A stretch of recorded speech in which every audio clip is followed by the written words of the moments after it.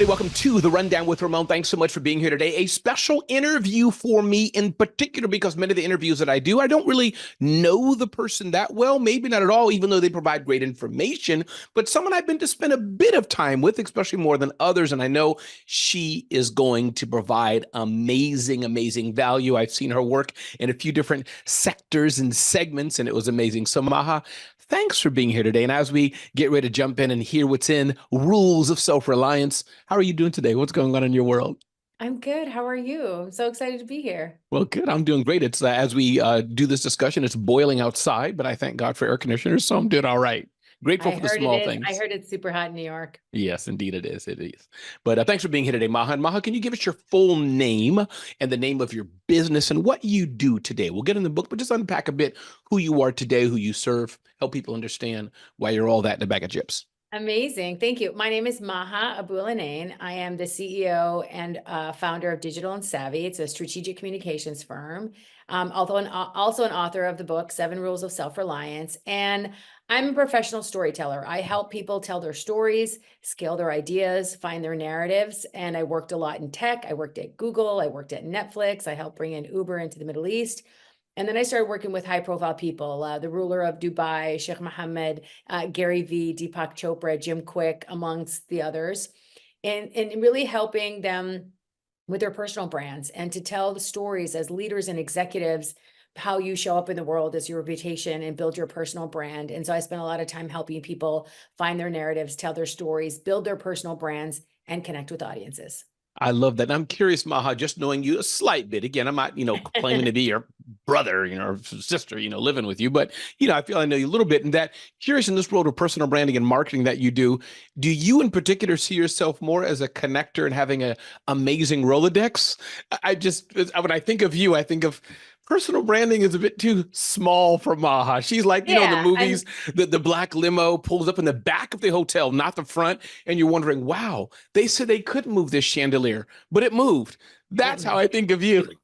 Yeah, I mean, I love networking. I love being a super connector. Yeah, I love people. So I find you one of do. the ways that I create value for people, that I work with all these executives or work with these big companies, is I think a lot about how to create value for others, including my Mm. network. So those relationships are the bread and butter of my business, the bread and butter of my existence. Like if I don't know people and have those relationships, I'm not going to be as strong to myself or to others or for my business. And a lot of entrepreneurs, do the business development and Mhm. do the sales and do the marketing. You got to invest in those relationships, and you have to have the keys or the cards, as I call them, in your hands to have a Mhm. good network. So you don't rely on somebody else to tap into their network when you need something. You have the network. And so that being a super connector in a network, I think would be one of my superpowers, if you will, that I love doing it. And it just brings me a big sense of satisfaction. And I want to teach a lot of people how to do that too, because I think it's valuable for them.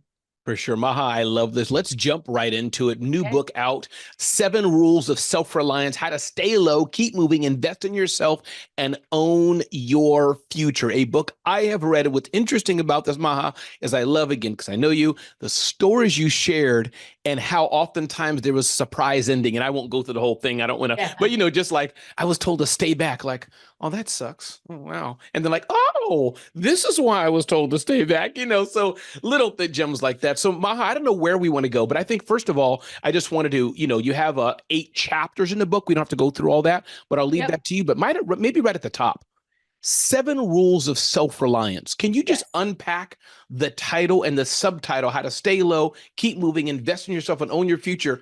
Feel free to take some time. For you, what does that mean? For our listeners right now, what does that mean for them, for you? Give us a short summary of what's inside.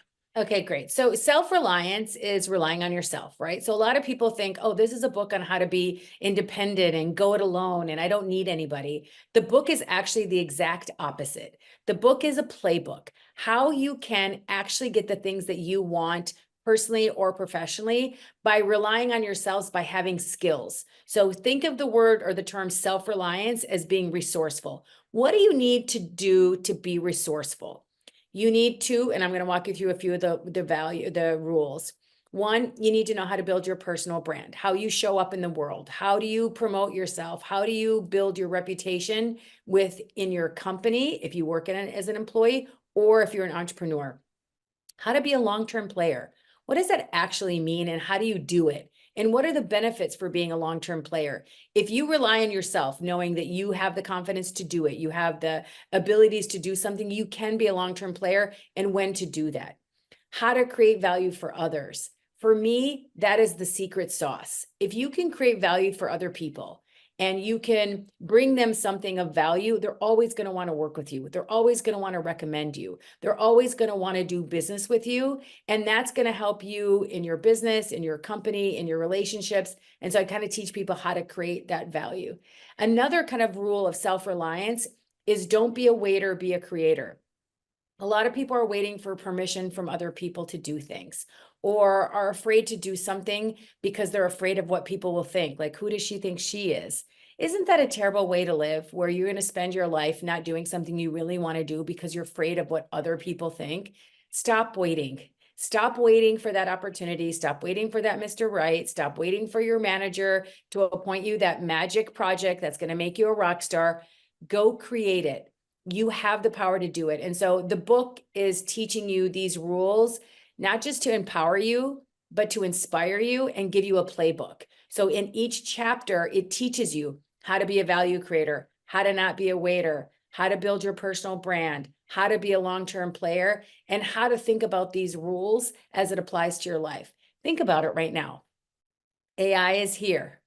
That's right. People are freaking out. We're no longer with competing with people like in our cities due to remote work environments. We're competing with people from around the country or around the world. A lot of companies are seeing economic crunch, mass layoffs. So what do I need to have? What skills do I need to have for today's modern environment and playbook? And that's what, in a nutshell, the book is about. I love that, Maha. I think it's so true. I told a story when I was speaking one to the National Speaker Association, how the aspects of how I was doing a event, and I was not waiting for them to hire me to do it, not waiting for them to have me do it, but I made my own table and did it. Literally rented the space, rented the venue, and did the event myself. Lost money, but years later, built it and sold the business. So I love that aspect of creating it yourself, not waiting for that. For I think other that's people. beautiful, Maha. Yeah, I love that. You Maybe know, let's walk through. Go ahead, please, please. No, what I was going to say, the other thing that I spent a good amount of time talking about the book, which is just touched on a second ago, is this networking. Like, how do you actually network? Your network is not there to do your favors, like get a job for your son or tickets to a game. How do you nurture those relationships in a network? And Yes. how do you network with social media? Like, how many of us are getting bombarded with these random messages on LinkedIn? All day. There is a way to do it on LinkedIn. There is a way to master the art of the DM on Instagram. You'd be surprised, and I do talk about in the book, but in general, I post about this too, of how many business opportunities I've gotten by that DM on Instagram. It works. It You just does. have to know how to do it. And it's kind of about telling the person what you want very quickly, giving them your contact information first so that you can actually, show them like, here, you have the ability and power to reach out to me. And then try to get that conversation offline into an email where you can set up a meeting and have a proper conversation and go into the details of what you want. There's just a few tricks like that on how to do it on Instagram or LinkedIn or Twitter, whatever platform you're using to network, because that is the most important thing you need to be investing in right now. Invest in relationships, invest in how you create those relationships, and what do you do for the relationships? Like, they are not there for you to just ask them for favors. Go and help them first, bring value to them first. And so I love talking about networking. It's one of my favorite things. I think that's missing so much, Maha, because again, going back to, your book, 7 Rules of Self-Reliance, which I hope everybody goes out for and gets right now. Buy a copy, get a copy for your friend. I have a copy. Well, my version on Amazon's coming when the book is released. Amazon's really good at that. Yeah, which I'm happy about. But I think that's very important because oftentimes we're saying, hey, Maha, can you buy this pen for me? Can you buy this pen for me? But instead, maybe I should be saying, wow, I noticed you're an artist. I loved how you did it. By the way, I'm an artist too, and can I show you something? Whatever that, it's adding value first, which I think people forget. And I guess my question for you, Maha, what do you say to the person who says, I don't have time? Listen, I got to get these leads. I got to get these customers. I'm going to go to the LinkedIn AI auto merge first name field engine and shove Maha's name in there and 50,000 other people. Just hope for the best. Yeah. People do that. So What do you say to those people? People are busy and you have to prioritize, right? So you can't be a full-time networker. You have a business to run, you have a team to lead, you have a culture to build, you have sales to get, you have leads to go create, right? But you need to prioritize it during the course of your week. Otherwise, you're not going to have them when you need them, right? So it is something that you just need to like carve out of your schedule, put time on your calendar, set up maybe at the beginning of every month, like, okay, I'm going to have 2 coffees or try to have 15-minute meetings with 2 15-minute meetings with people. The other thing, it doesn't have to be a meeting. It doesn't have to be a heavy lift. It could be That's right. something like sending them an article that they of a topic that you notice that they're following, commenting on their social media. That's networking because it shows the person that you're there, sharing one of their stories on social, showing them that you're listening and you're following what they're into. There are many techniques to networking. Not all of it is having a meeting, having a cup of coffee, bumping into someone, it could be you see them speaking at an event and you like a message and you take what they said and you share it. And that's networking as well. Like it's actually touch points that you make throughout your day, throughout your week, and trying to create value for that person in the way that you know how to do authentically and consistently. I love that. And I want to dive into a few chapters of the book, which I have right in front of me, not doing it from memory, Maha, just so you know. But one more time, Maha, can you give everybody your full name, the name of your business, and how people can reach out to you who are listening, whether you prefer LinkedIn or just go to your website? Can you just Yep. recap who you are one more time, please? Maha Abouelenein. So you can follow me on Instagram at Maha Gabber, which is my middle name, Mahagaber. And also on LinkedIn, it's my full name, Maha Abouelenein. And I also have like a LinkedIn newsletter every Friday. I kind of drop kind of what's on my mind, articles I've been reading, books I've been reading. And I love the LinkedIn newsletter. It's like my new big thing now. I love it. I love it. And again, we're talking to the author of and media savvy, a ninja of all things marketing and sales and personal branding, 7 Rules of Self-Reliance. I want to get into some of the chapters of the book, see what we can pull out a few nuggets from each one, Good, let's do pending the it. time. But I want to ask you, what do you say to the people, whoever they is, they're keeping me down? Whoever it may be, they're keeping me down. Maha, you don't know my story. My daddy did this. My boss did this. Maha, you don't, I am unique.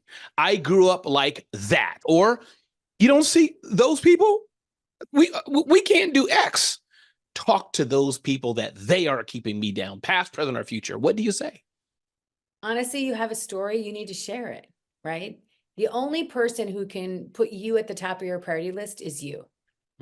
And the only person who can, like, let's say when you Google yourself or you look up information, don't let other people control what people find out about you.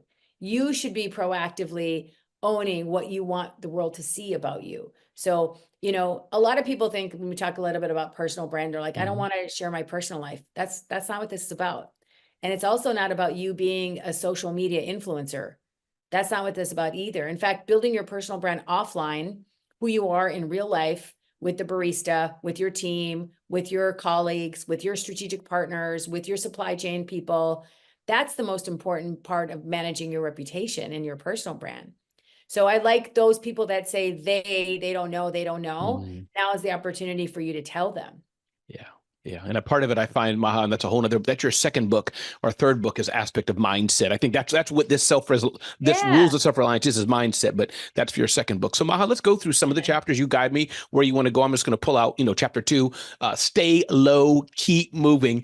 Anything that comes to mind. What does that mean? Talk to us about that. Stay Yeah, I low, mean, keep moving. I love this. So I heard this term a long time ago from a colleague of mine, and actually I never really looked up the meaning. He always used to like say, Maha, stay low, keep moving. And I was like, oh, what does that mean? And then it became a mantra for me. It became a mantra of stay low. The term, the story behind the term is, in military, they stay low, and they're inching on their stomachs, on their arms and knees, like legs, so that they don't get hit by Right. artillery or fire. They're just basically trying to stay alive.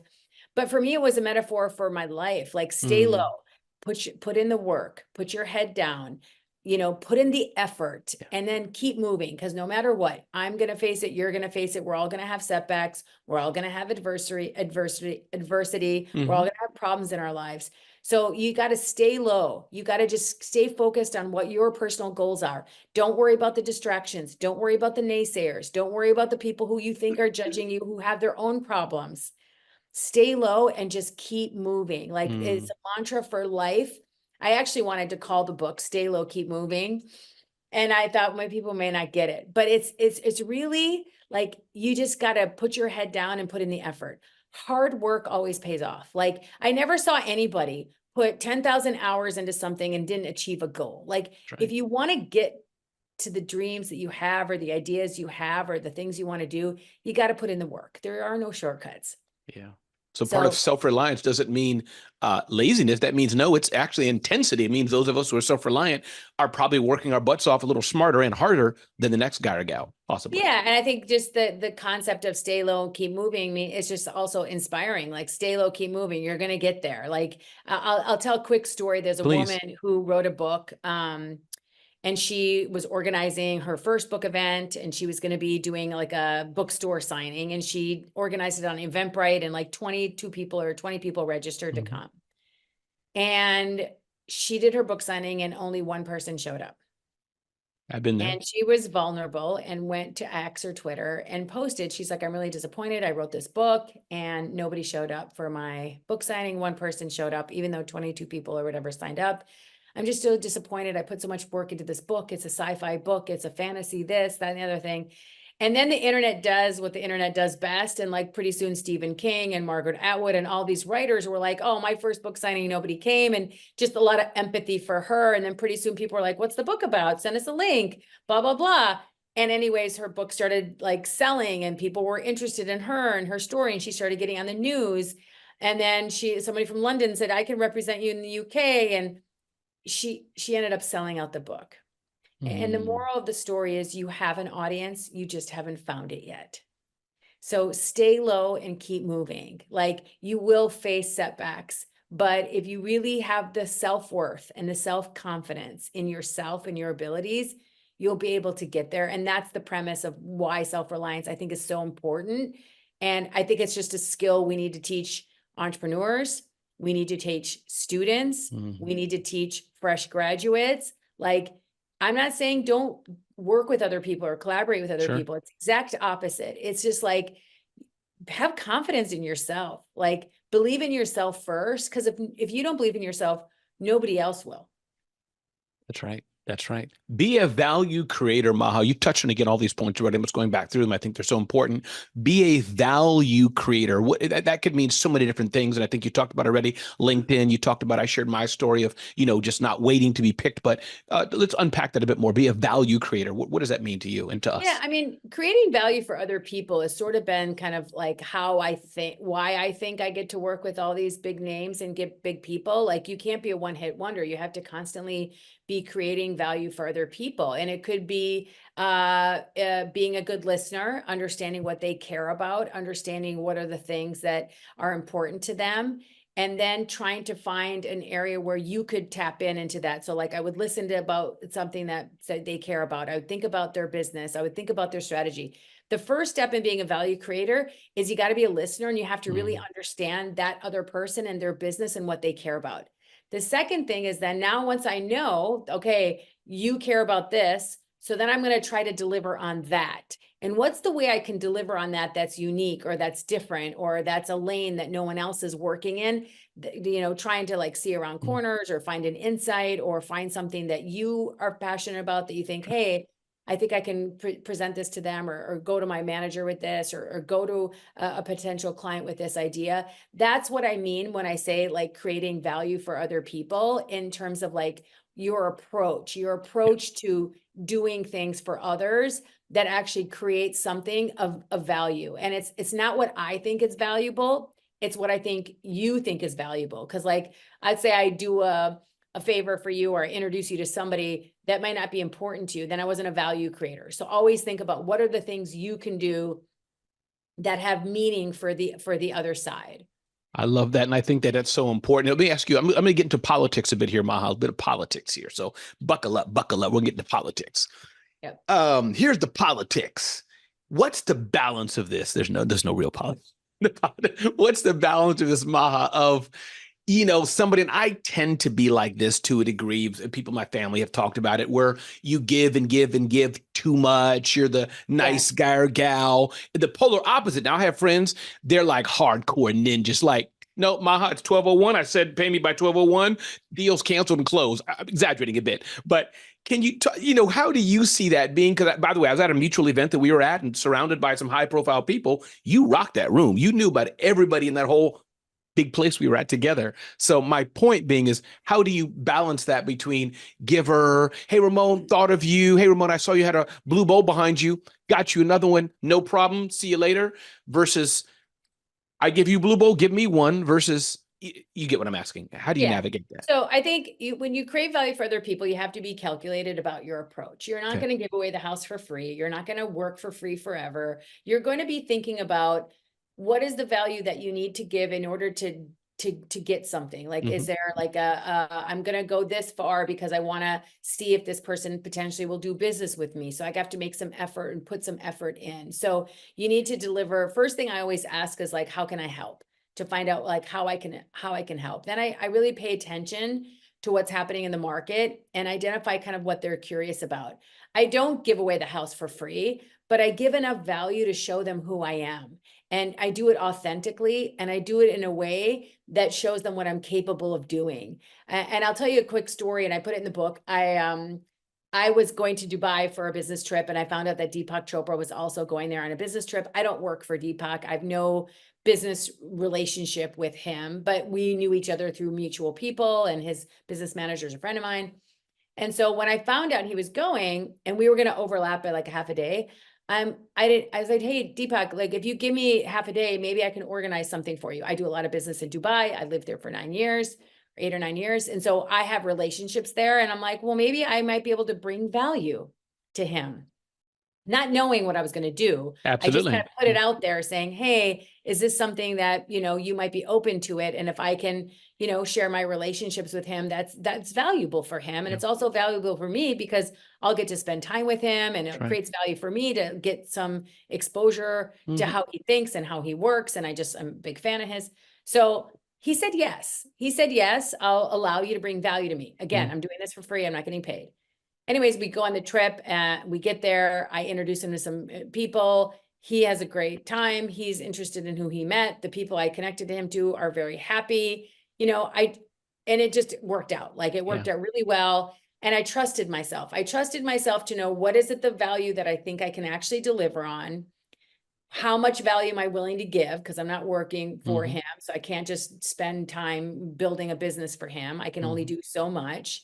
I did a lot of research, gather information about him and his business and what does he care about, or where I think an opportunity might be. So I had to listen a lot and understand. But ultimately, he became a client because I delivered first. I showed my intentions authentically first. I just was willing to bring value up front instead of saying, I'll only do something for you if you pay for me or if you hire me to do it. So I was showing him authentically who I am. I was trying to deliver value first and showing him that my intentions are this. And he could also see this is how she operates. This is how she works. This is who she knows. And so I feel like if you're going to be a value creator for other people, yes, you need to be calculated about how much time you're going to take, but also think about there might be a benefit that you may not know about when you actually give the value to some persons. Like, are you able to solve a problem for them? Are you able to share knowledge for them? Are you able to provide support for them? Are you able to volunteer and give your time and energy to something that's meaningful for the other person you want to work with? Are you able to create something new that didn't exist before? So those are some of the ways that you can create value for other people.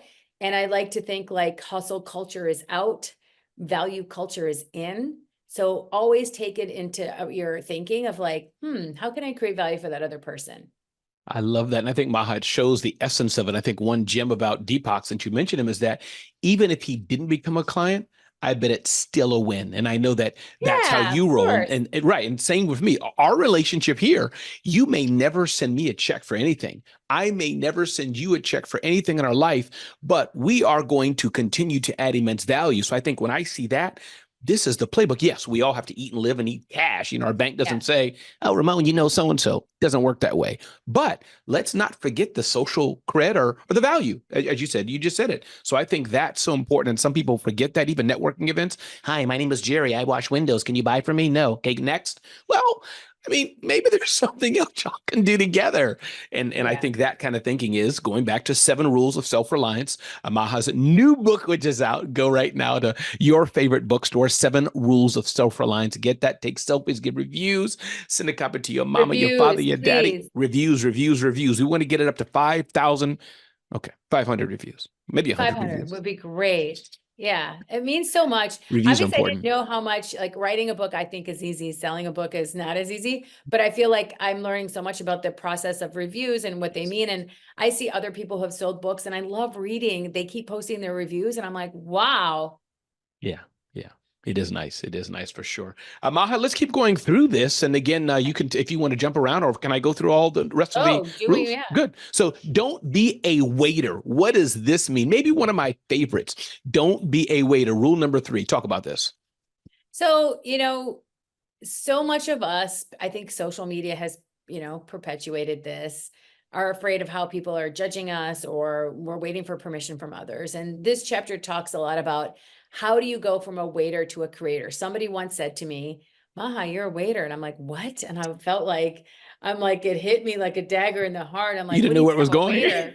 And it was actually an aha moment for me where I just decided to like, hey, maybe I should be creating the opportunities of life that I want. Like, why am I waiting for someone That's to right. tell me what to do? It's actually my life. I'm the decider, as George Bush used to say. Like, Yes. I should decide what I need and what's best for me and how to do that. And I feel like if you could, yeah, first of all, it leads to so much happiness because you don't feel the pressure from others and the fear and judgment of others. And two, you'll be surprised of the opportunities that are out there that you're not taking advantage of That's right. and how much people want you to win or to want to help you. So a lot of people are afraid to ask for help and think like, I don't want to tell them I don't know this information or I Mhm. don't have what it takes. Everyone in your circle wants you to win and you just That's need right. to ask. That is powerful. That is powerful. I love it. Don't be a waiter. Unlearn, relearn, and invest in yourself. What is rule number 4 about this? Unlearn, relearn, and investing in yourself. Yeah. So I think, I am a lifelong learner. Mm-hmm, I believe I'm 54 years old. mm-hmm, I want to continuously learn. If I'm not learning, I'm not growing. mm-hmm. And having a sense of curiosity about the world around us is something that I think is so important. And there's so much information that's available to us on podcasts, on YouTube, on the internet. And guess what? It's free. Mm-hmm.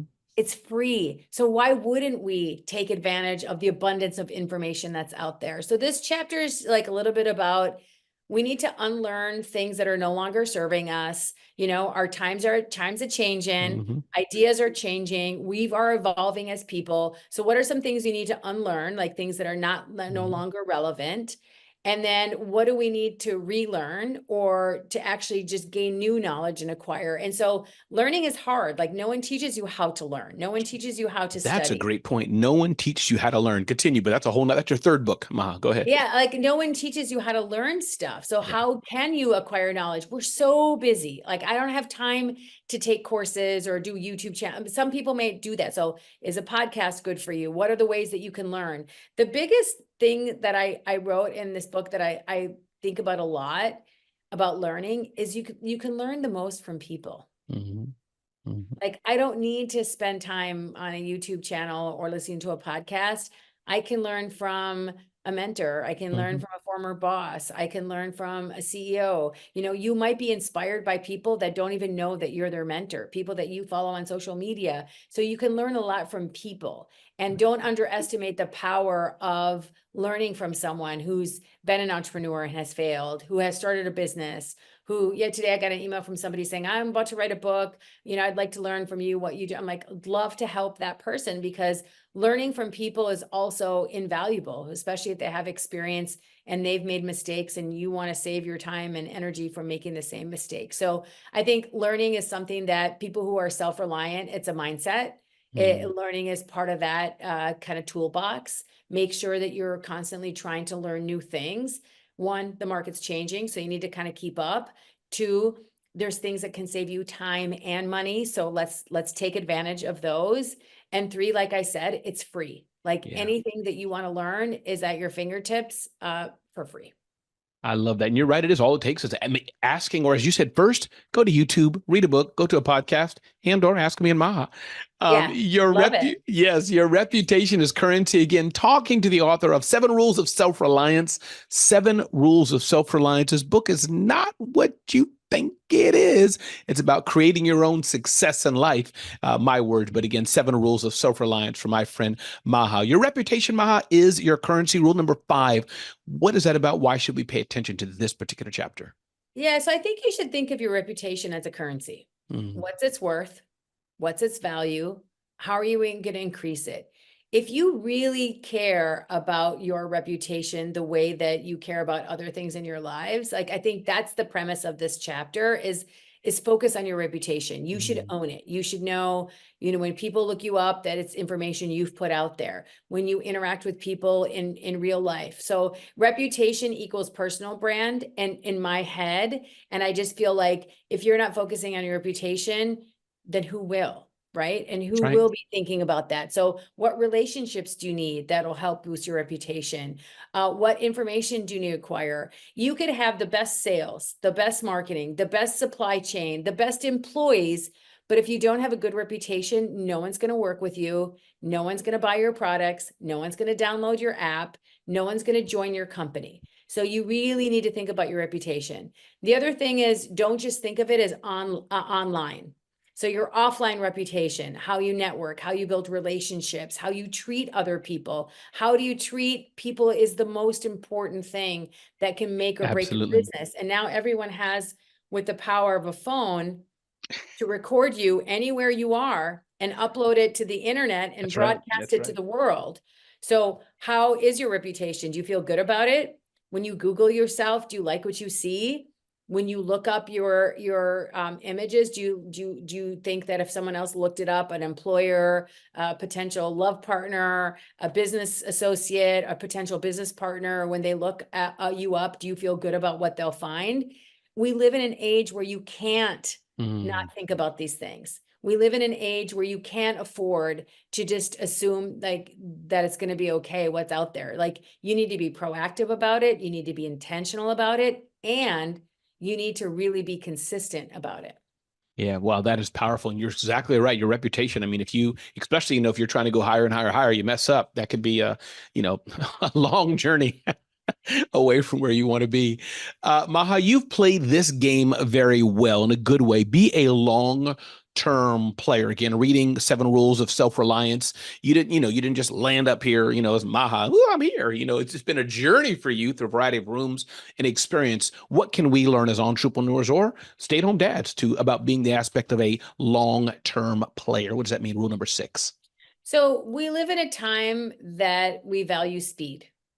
We value now. We want to tap to pay to get out of the store. We want to download our And episodes and no watch a whole cashier, tap to pay season. and gone. Yeah, we want to download a whole season and watch it now. Yep. We don't want to wait in the line at the airport. We want to clear and go through. Like we value speed as a society, right? And so things have to be quick and we want immediate attention. We can't wait 3 seconds for a video to load and we decide to move on because it didn't load right away, right? You need to hook a customer within 3 seconds. So we live in a time and an age where we value speed and we recognize that, move fast and break things. That's how business runs.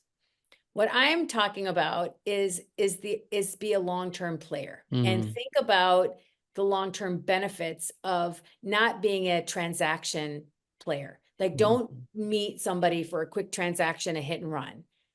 Build a long-term relationship.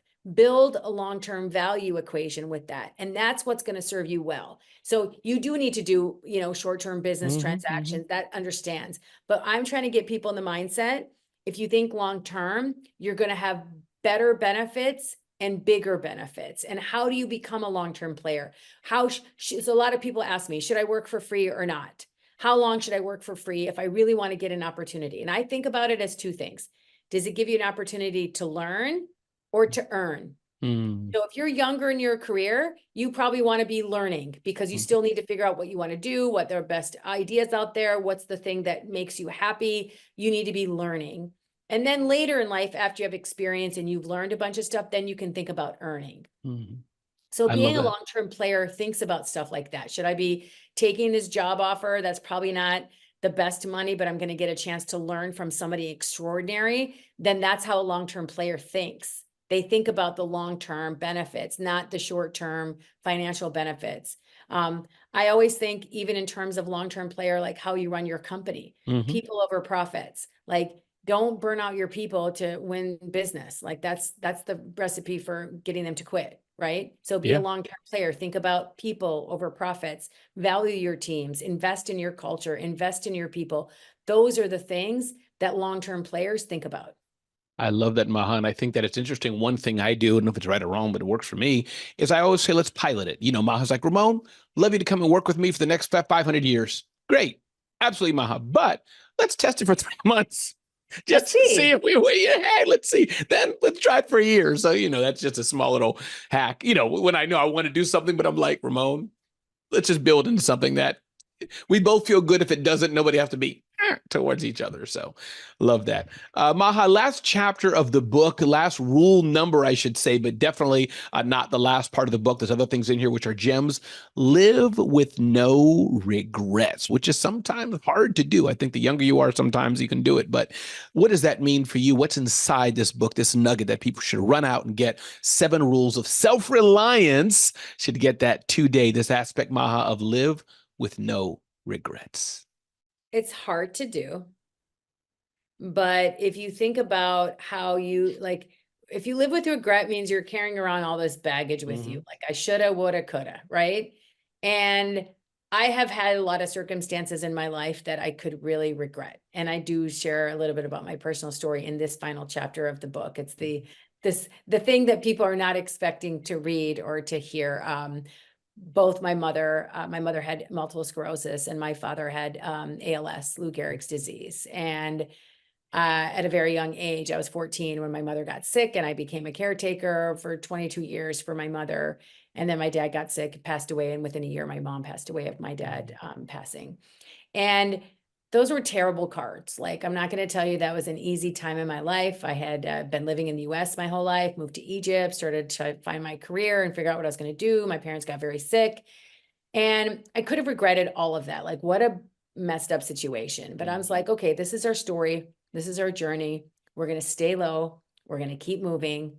We're going to create value for other people. I'm not going to be a waiter. I'm going to be a creator, and I'm going to learn some things. And that's how I forged ahead and built the career and business that I have. And so everything in this book are truly tested principles of my life, and they worked. And that's why I wanted to share them with other people. To live with no regrets means that you need to let go. Like, walking around with that baggage is only going to bring you down. And everybody has problems. I have problems. You have problems. Everybody has it. And you have to know that you're not alone in having those struggles in life, whether it's financial problems, health problems, family problems, work problems. They exist. But what I want to tell people and inspire people to do is not let that hold you back from being who you want to be and who you can be. And don't regret it. Have it as part of your, experience, chalk it up to like character building, and use your struggle and turn it into a strength. So my struggle was, dealing with that adversity of my parents. How do I take care of them? How do I do a good job for them? How do I create value for them? They were very sick. And I created value by giving them a life with dignity, by making them comfortable, by doing the small things that became the big things. That is the lesson here. That is how you live with no regrets, is you do your best. If you only, Jim Quick says this, if you only have 40% to give that day, then you gave 100%, because that's all you could give. And that's what this chapter and closing the book is about living with no regrets. And knowing that you live in harmony with others who go through the same things. And if you can just stay low and keep moving, you're going to get through the other side. You're going to achieve the things you want to achieve. And I want this book to inspire and educate people. Well, I tell you, Maha, it has inspired me. I'm a slight bit biased because knowing you a little bit. So I felt like I got a little peek into your story more. But what I liked how you did it is that it wasn't just a biography, which has been great. But for those who don't know, you're like, why are we going to do it, Maha? But you shared lessons that then added to real things that we can all take away from Maha. Anything I didn't ask you, anything else you wanted to say, feel free. If This it's is not, we're great. This good. is great. The book has takeaways, playbooks. At the end of every chapter, there are reflection exercises on how to network, on how to build your personal brand, on how to create value, on how to be a long-term player, on how to not be a waiter and be a creator. So there's actual downloadable playbooks and lessons in each chapter, and I'm really excited for everyone to get their hands on it and join my community and share me feedback and things you want to learn, and we'll continue the conversation from there. Indeed. Maha, one more time, give us your full name of your company, and the title of the book one more time. Maha Abouelenein, the name of the book is 7 Rules of Self-Reliance. You can find it on wherever you buy your books. And my company is called Digital and Savvy, and look forward to hearing from all of you on social. Connect with me. I love it. My name is Ramon Ray, as y'all people know, host of The Rundown with Ramon. Thank you so much for watching or listening. Have an amazing, amazing day.